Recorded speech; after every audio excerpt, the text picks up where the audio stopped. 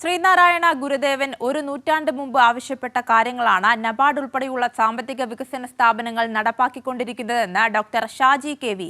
മുംബൈയിൽ ശ്രീനാരായണ മന്ദിര സമിതിയുടെ ആഭിമുഖ്യത്തിൽ നടന്ന ഗുരുദേവ ജയന്തി ആഘോഷത്തിൽ പങ്കെടുത്ത് സംസാരിക്കുകയായിരുന്നു നബാർഡ് ചെയർമാൻ.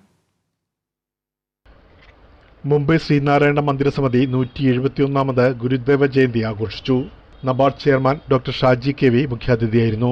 ഗുരുദേവൻ ഒരു നൂറ്റാണ്ട് മുമ്പ് ആവശ്യപ്പെട്ട കാര്യങ്ങളാണ് ഇപ്പോൾ കേന്ദ്ര സംസ്ഥാന സർക്കാരുകളും നബാർഡ് ഉൾപ്പെടെയുള്ള സാമ്പത്തിക വികസന സ്ഥാപനങ്ങളും നടപ്പാക്കിക്കൊണ്ടിരിക്കുന്നതെന്ന് ഡോക്ടർ ഷാജി കെ.വി. പറഞ്ഞു. നമ്മുടെ ഗുരു പറഞ്ഞത് വെച്ചാൽ വിദ്യ കൊണ്ട് പ്രബുദ്ധരാകുക എന്നോട് പറഞ്ഞു. വിദ്യാധനം സർവധനാൽ പ്രധാനം, പിന്നെ സംഘടിക്കുക, ശക്തരാകുക. അപ്പോൾ ഇതെല്ലാം പ്രാവർത്തികമാക്കുന്നതിൽ ശിവഗിരി ശ്രീനാരായണ ധർമ്മസംഘം ജനറൽ സെക്രട്ടറി സ്വാമി ശുഭാംഗാനന്ദ മുഖ്യപ്രഭാഷണം നടത്തി.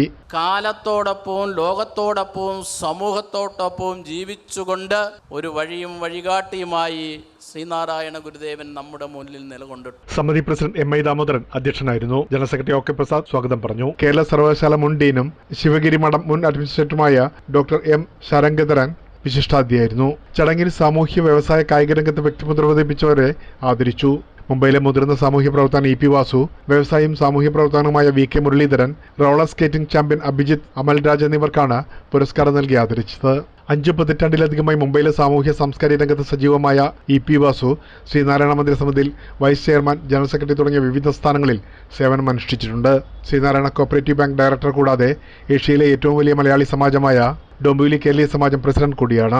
ഇന്ത്യൻ റെയിൽവേയിൽ നിന്നും മികച്ച സേവനത്തിലുള്ള നിരവധി അംഗീകാരങ്ങൾ നേടിയാണ് ചീഫ് റിസർവേഷൻ ഇൻസ്പെക്ടറായി തൃശൂർ മാള സ്വദേശിയായ ഇ.പി. വാസു വിരമിച്ചത്. പ്രേംലാൽ, കൈലി ന്യൂസ്, മുംബൈ.